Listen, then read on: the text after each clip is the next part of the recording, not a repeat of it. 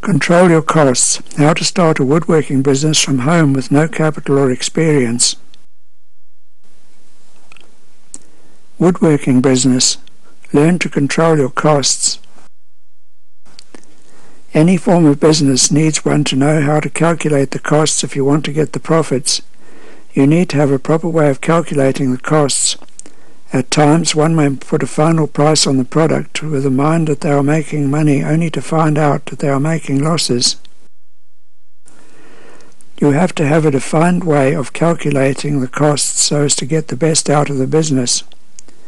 Here are some of the things you should put into consideration if you want to earn good income. 1. Cost of materials.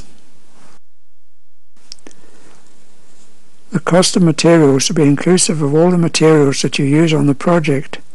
You need to always jot down all costs incurred when you purchase material. Start with the obvious costs like cost of lumber, hardware and plywood, among others. Please take your time and include the costs of the materials that you may otherwise consider as miscellaneous. Such costs can be the cost of varnish, sandpaper and more. Number 2. Labour costs. Are you supposed to include the cost of your own personal labour? Yes, you should include it. To get a good cost of your labour, you need to put into focus the amount that you would pay an employee to do the work and put that into your labour. Make sure the quality of work done reflects on the labour costs. The easiest way of getting the labour costs is to calculate it as a percentage of the material costs. Number 3. Overhead costs. The overhead costs include all the other costs that you incur even when you do not work. Such costs are things like rent, office expenses, advertising, insurance, among other things. Make sure you also include the cost of shop supplies that are too minor to track separately. Number 4. Profit margin.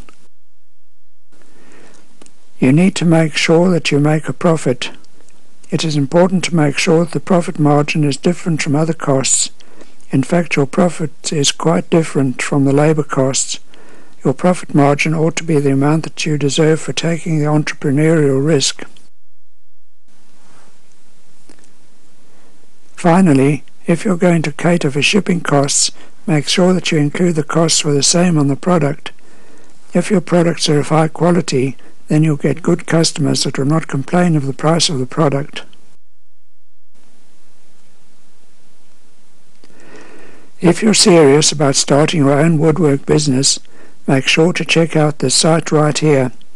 This site is helping thousands of people set up their own woodwork business at home, and you can check it out instantly by clicking the link in my video description below.